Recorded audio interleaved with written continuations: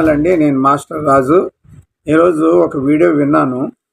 ఈ గొడవలన్నీ సర్దుమనిపోయావు అనుకున్నాను, కానీ విపి రెడ్డి గారు ఒక ఒక వీడియో రిలీజ్ చేశారండి. ఆ వీడియోలో చాలా భయంకరమైన మాటలు ఆయన అన్నాడు. మొదటి మాట ఏమన్నాడంటే, నేను ఈ చీప్ ట్రిక్స్ నమ్మను అని అంటున్నాడు. పోనీ నువ్వు నమ్మపోతే ఏమైంది విపి రెడ్డి గారు, ఎవరో చేస్తున్నారు చేయనివ్వచ్చు కదా అంటే చాలా భయంకరమైన మాటలు చెప్పాడు అతను. ఫస్ట్ ఆఫ్ ఆల్ ఏమన్నాడంటే, తన యూత్ని పిలుపునిచ్చి బెతెస్దా కోనేరు మళ్ళీ వినండి, ఇంటికి వెళ్ళిన తర్వాత బెతెస్దా కోనేరు ఆపేశాడు దేవుడు, చేయట్లేదు ఇప్పుడు ఆ కార్యం. అక్కడ ఆపేశాడు, ఆయనకి ఇష్టం లేకపోతే ఆపేస్తాడు, ఆగిపోతే ఆ కార్యాలు ఆపేస్తాడు అంతే. మనం ఎవరు అడగడానికని కూడా చెప్పినాడు. బెతెస్దా కోనేరులో ఆయా సమయాలకు దేవదూత వచ్చి నీళ్లు కదిలించి వెళ్ళేది, అందులో ఎవరు రోగులు దూకితే వాళ్ళు స్వస్థత పొందేవారు. ఇప్పుడు బెతెస్దా కోనేరు ఉంది, కానీ దేవుడు అక్కడ స్వస్థతలు జరిగించట్లా. ఇప్పటికే ఉంది, నేను వెళ్ళాను, ఆ వీడియో కూడా మీకు లింక్ పెట్టాను చూడండి, ఆ పిన్ చేశాను పొద్దున్న వీడియో కింద లింక్ పిన్ చేశాను కామెంట్లో, వెళ్ళి చూసుకోండి, ఆ ఓపెన్ చేసుకుని. ఎప్పటికీ బెతెస్దా కోనేరు ఉంది, పాడుపడిపోయి ఉంది, కానీ అక్కడ స్వస్థతలు దేవుడు ఇదివరకు అట్లా జరిగించట్లా, ఆయనకి ఇష్టం లేదు, ఆపేశాడు.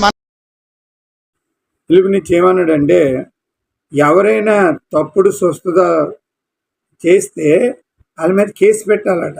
సెక్షన్ 54 ప్రకారంగా, డ్రగ్స్ అండ్ రెమెడీస్ యాక్ట్ ప్రకారంగా పెట్టాలట. ఎవరైనా పేరు పెట్టి పిలిస్తే నా ఇంటి పేరు చెప్పండి అని అడగాలంట. నువ్వు దొంగ సేవకుడు, ఆత్మలు పాడు చేస్తున్నావు అని కేసు పెట్టమని చెప్తున్నాడు. అవునండి, ఇదేమైనా బాగుందో చెప్పండి? మన క్రైస్తవుల మీద కేసు. కార్యాలు పిలుపు ద్వారా జరుగుతున్నాయి. అతడు చూచినందున అతడు చెప్పిన మాటల యందు ఏక మనస్సుతో లక్ష్యముంచగా అనేకులను పట్టిన అపవిత్ర ఆత్మలు పెద్ద కేకలు వేసి వారిని వదిలిపోయిను. పక్షవాయువు గలవారు, కుంటివారు అనేకులు కొత్త అవయవాలు వచ్చి స్వస్థత పొందారు. ఏం అర్థం అవట్లేదు, దైవశక్తిది. రోడ్డు మీద పోతున్నాడు, ఎవడు పడితాడు లేపుకుంటూ పోతున్నాడు పిలుపు. ఆ పట్టణం మొత్తం ఆశ్చర్యపోయింది, ఆ పట్టణంలో గొప్ప సంతోషం కలిగింది. అలాంటి వాళ్ళు ఎక్కడైనా కనబడితే నేను చెప్తున్నా, అసలు వాళ్ళ కాళ్ళు పట్టుకుని వదలను. ఇంకా నా దేవుని శక్తి గలవాడు, నా దేవుని ఆత్మ గలవాడు, నా దేవుని బలముతో నడిపించబడుతున్న నిజమైన దైవజనుడు, ఇతనిలో ఈ వరాలన్నీ ఉన్నాయని నేను కాళ్ళ మీద పడిపోతాను వెళ్ళి. కానీ చిల్లర పనులు చేస్తే మాత్రం నేను ఒప్పుకోను. నిజమైనవాడు ఉంటే నమ్ముతాను. ఎందుకు నమ్మనండి, మనందరం నమ్ముతాం. అందరూ మన పిల్లలందరూ వెళ్ళండి, ఎవడైనా సరే భయపడొద్దు. ఈసారి మనకు ఆ రైట్ ఉంది. నువ్వు చేసేది బైబిల్లో ఉందా అని అడగండి. లేదా నేను చెప్పాను కదా 1954 యాక్ట్, వీడు మా వాడు కాదండి, దొంగ క్రైస్తవుడు, నకిలీ క్రైస్తవుడు, దొంగ అపోస్తలుడు, మోసగాండ్రగు పనివాడు, మా ప్రభువు నామాన్ని మా పరిశుద్ధాత్మను అవమానపరుస్తున్నాడు, చాలామంది ఆత్మలను నాశనం చేస్తున్నాడు, కేసు పెట్టేద్దాం అంతే. తిప్పుదాం కోట్ల చుట్టూ, ఎవడ గెలుస్తాడో చూద్దాం. మీడియాని తీసుకెళ్దాం. మౌనంగా ఊరుకుంటే ఎన్ని ఆత్మలు నశించిపోతున్నాయండి. ఎంత పోరాటం చేస్తున్నామండి ఆత్మల రక్షణ కోసం. ప్రభు ఎంత వేదన అనుభవిస్తున్నారండి. నశించిపోతున్న ఆత్మల విషయంలో ఆయనకి ఎంత బాధ ఉంది, ఎంత ఆవేదన ఉంది. సత్యంలో నిలబెట్టి పరలోక ప్రయాణానికి పంపించడం మానేసి ఎప్పుడు చిల్లర. ఇంకా క్రైస్తత్వం ఎలాగండి నిలబడుతుంది, మీరే చెప్పండి. విజయప్రసాద్ రెడ్డి గారు, మిమ్మల్ని అడుగుతున్నాను, ఇది పరిశుద్ధాత్మ ప్రేరేపణ అంటారా ఇవన్నీ? నన్ను అడిగితే ఎవరి పరిచర్య వాళ్ళు చేసుకోవడం బెటర్. ఒకవేళ ఎవరైనా తప్పు పరిచర్య చేస్తుండే దేవుడు వాళ్ళకి శిక్ష విధిస్తాడు. మనం ఎందుకండి ఊరికే భుజాలు కుదేసుకొని తయారైపోవడం చెప్పండి? మన ద్వారా దేవుడు అవమానపరచబడ్డా కేసులు పెట్టడం ఏంటండి? చాలా తప్పుడు మాట్లాడారు మీరు, అది నాకేం నచ్చలే. రెండోది, వాక్యంలోకి వెళ్తే ఆయన ఏం చెప్పాడంటే, ఫిలిప్ చేసిన అద్భుత ఆశ్చర్యక్రియలు నాకు చాలా నచ్చేవి అంటున్నాడు. ఫిలిప్ ఏం చేశాడు? అపోస్తలుల కార్యం 8వ అధ్యాయంలో 4వ వచనంలో, అప్పుడు ఫిలిప్పు సమరయ పట్టణం వెళ్ళి క్రీస్తు వారిని ప్రకటించుచుండెను.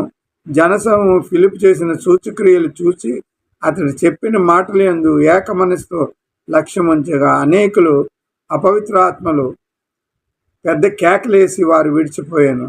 పక్షవాయువు కుంటివారు అనేకులు స్వస్థత పొందిరి, అందుకు ఆ పట్టణం మిగులుగా సంతోషించను.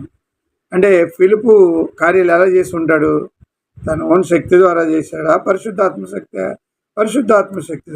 పరిశుద్ధాత్మ శక్తులు చాలా ఉన్నాయండి. పాపం ఒప్పించి చేయడము, తీర్పుని గురించి చెప్పడము, అంతేకాదు మరి దెయ్యాలను వెళ్ళగొట్టడము, స్వస్థపరచడం కూడా పరిశుద్ధాత్మ కార్యాలే. పరిశుద్ధాత్మ కార్యాలు చాలా ఎక్కువ ఉంటాయి, జనాలకు అంతుపట్టవు. దేవుడు మహిమ పరిశుద్ధాత్మ కార్యాల ద్వారా ప్రజలకి కనపరచబడుతుంది, వారు దేవుడిని నమ్ముకుంటారు. సో ఇది చేశాడు. అదే టైము 9వ వచనంలో సీమోన్ అని ఒక లోగడ ఆ పట్టణంలో గారడి చేయవాడు ఒకడు ఒక గొప్పవాడని చెప్పుకొని అక్కడ జనులు విభ్రాంతి నొందిరి. కొద్దివాడు మొదలుకొని గొప్పవారు ముట్ట అందరూ మహాశక్తి ఉండేనని వాడు ఇతరునే అని చెప్పి కొనుచు లక్ష్యం పెట్టిరి. చాలామంది గాడి సీమోన్ దగ్గర కూడా వెళ్తున్నారు, కొంతమంది ఫిలిప్ దగ్గర కూడా వస్తున్నారు. ఫిలిప్ పరిశుద్ధాత్మ శక్తితో చేశాడు, మరి గారడి దయ్యపు శక్తితో చేస్తున్నాడు. అందుకే గారడి సీమోన్కి మరి పేతురు గారు అంటాడు అనమాట. గారడి సీమోన్ అంటాడు, నేను కూడా ఇంకా చేయాలనుకుంటాను అంటాడు. కానీ అక్కడ గారడి సీమోన్ దగ్గర ప్రాబ్లం ఏంటంటే ఆయన దేవుని కనపరచలే, ఆయన సైతాన్ని కనపరిచినట్లు మనకు అర్థమవుతుంది. ఆయన సీమోన్కి అంటాడు, నీ పరిశుద్ధాత్మ వరం నాకు అనుగ్రహించుము అని అంటాడు. అది 19వ వచనం. నేనే పని మీది చేతులు ఉంచునో వాడు పరిశుద్ధాత్మ పొందినట్లు ఈ అధికారం నాకు ఇవ్వు అని అడిగాను. సీమోన్ పేతురుగా అడిగితే సీమోన్ పేతురు అంటే నువ్వు దుష్ట మనసు గలవాడవు అని అంటాడు. కాబట్టి అది నీకు ఇవ్వబడదు అని అంటాడు. నీ చెడుతమను విడిచి మానినప్పుడు నీకు దేవుడిస్తాడు అని సీమోన్ 24. అందుకు సీమోను, నువ్వు చెప్పిన వాటిలో ఏది కూడా నీ మీద రాకుండా నీ కొరకు ప్రభువును వేడుకోనని చెప్పాను అని. నువ్వు ఘోర దుష్టత్వం కలిగి ఉన్నావు, దుర్ని బంధకంలో ఉన్నట్టుగా నాకు కనబడుచున్నది అని గాడి సీమోన్కి అంటాడు. అప్పుడు గాడి సీమోన్ ఏం చేస్తాడో తెలీదు, కానీ ఆ వాక్యం నీ యెరూషలేము వెలుచు సమరయ అనే గ్రామం సువార్త ప్రకటించాడు. సో గాడి సీమోన్ వేరే, ఫిలిప్ ఒక కార్యాలు వేరే. ఫిలిప్ పరిశుద్ధాత్మతో చేశాడు, గాడి సీమోన్ దెయ్యాల కార్యంతో చేస్తూ ఉన్నాడు. వాడి దగ్గర ఉన్న ద్రవ్యం ఇచ్చి నాకు పరిశుద్ధాత్మ ఇవ్వమని కోరుకున్నారు. అలాగే ఎవరైనా ద్రవ్యం ఇచ్చి పరిశుద్ధాత్మను కొనుక్కోగలరా? కొనుక్కోలేరు. కానీ ప్రజెంటు క్రైస్తవ సంఘాలలో మరి పరిశుద్ధాత్మ కార్యాలు జరగట్లేవు అని అంటావా వివిపి రెడ్డి గారు? జరుగుతున్నాయి. ఎందుకు జరగట్లేదు? జరుగుతున్నాయి. అలాగైతే స్వస్థపరచమని మనం ప్రార్థన చేయకూడదు, దెయ్యాలు వెళ్ళగొట్టమని మనం ప్రార్థన చేయకూడదు జరగకపోతే. ప్రతి సంఘంలో ఈ ప్రార్థనలు మానేయాలి అలాగైతే. కానీ మా సంఘాల్లో, అన్ని సంఘాల్లో మేము ప్రార్థన చేస్తున్నాం, దేవుడు అలా కార్యాలు కూడా చేస్తున్నాడు. అలాగే ఇథియోపియా రాణి దగ్గరికి వెళ్ళి పరిశుద్ధాత్మ ద్వారా ఆయన కొనుక్కోబడి ఫిలిప్ అక్కడికి వెళ్ళి ఇది యెషయా గ్రంథం అని చెప్పి ఆయన రక్షకుడు ఆయన యేసుక్రీస్తు అని చెప్పి నీళ్ళు బాప్తిజం ఇచ్చాడు అని కూడా మనకు అర్థమవుతుంది. దేవుడి కార్యాలు చాలా ఉంటాయి, స్వస్థపరిచే కార్యాలు ఉంటాయి. మరి పేతురు గారు కూడా 3వ అధ్యాయంలో నా దగ్గర వెండి బంగారం లేదు, నా దగ్గర ఉన్నది యేసు నామంలో నువ్వు లెగు అంటే అద్భుత ఆశ్చర్యక్రియలు జరిగాయి. యేసు నామంలో ఎందుకు జరగవండి? యేసు నామంలో ఖచ్చితంగా జరుగుతాయి అని నిజానికి మీరు ఈ సత్యం తెలుసుకోవాలి. విపిరెడ్డి గారు ఈరోజు కూడా యేసునామం ప్రకటిస్తే మనకి జరుగుతాయి అనే సంగతి మీరు జరగవని మీరు అనకూడదు. జరిగినవన్నీ ఏదో అమ్మతేజ గారు చేశాడు కాబట్టి మిగతావన్నీ కూడా అబద్ధాలని చెప్పకూడదు. సంఘాలలో బోల్డ్ కార్యాలు జరుగుతున్నాయి. దేవుడు ఎక్కడైతే అక్కడ కార్యాలు చేస్తున్నాడు, మీటింగ్లలో చేస్తున్నాడు, దేవుడు తన రాజ్యాన్ని కడుతున్నాడు అనే సంగతి మీరు మర్చిపోకూడదు. ఏ అద్భుతం జరగకుండా ఎవరు దేవుడిని నమ్ముకోరు. నమ్ముకున్న వాళ్ళందరూ కూడా వాళ్ళ జీవితాల్లో ఏదో ఒక అద్భుతం జరిగే ఉంటుంది. అటు తర్వాత వాళ్ళకి మారు మనసు వస్తుంది. అటు తర్వాత దేవుని రాజ్యంలోకి వచ్చి బాప్తిజం పొందుకుంటారు. ఓకేనా? మీరు చెప్పండి, 5,000 దెయ్యాలు పట్టిన వ్యక్తి దగ్గరికి వెళ్ళి యేసుప్రభు మారు మనసు ఇచ్చాడా? ముందు స్వస్థపరిచాడా? ముందు స్వస్థపరిచాడు, ఆ తర్వాత మారు మనసు వచ్చింది. మరి రక్తప్రోక్షణ గల స్త్రీకి దేవుడు ముందు స్వస్థత ఇచ్చాడు, అప్పుడు ఆమె వెంబడించినట్లు మనకు తెలుసు. మరి గుడ్డువాడికి దేవుడు ముందు కళ్ళు బాగు చేశాడు, అప్పుడు దేవుని గురించి సాక్ష్యం చెప్పాడు అతను. సో కోనేటి దగ్గర బెత్సెబా కోనేటి దగ్గర మీరు ఇంకో మాట అన్నారు. బెత్సెబా కోనేటి దగ్గర ఒకప్పుడు యేసు ప్రభు స్వస్థపరిచాడు. 38 సంవత్సరాల నుంచి పడిన వ్యక్తికి స్వస్థపరిచాడు. మీరు చెప్పిన మాటలే ఒకసారి వినండి. మరి ఇప్పుడు జరగట్లేదని మీరు అంటున్నారు. మీకు ఒక సంగతి తెలుసా? అప్పుడు యేసుప్రభు ఆయన దగ్గరికి వెళ్ళి బెత్షెబ కోనేరు దగ్గరికి వెళ్ళి దేవుడు స్వస్థపరిచాడు. అది మీకు తెలుసు బాగా కదా. 5వ అధ్యాయము, యోహాను సువార్త 5వ అధ్యాయము. ఆయనకి వెళ్ళిన తర్వాత దేవుడు ఆయనకి స్వస్థపరిచినట్లు మనకు తెలుసు.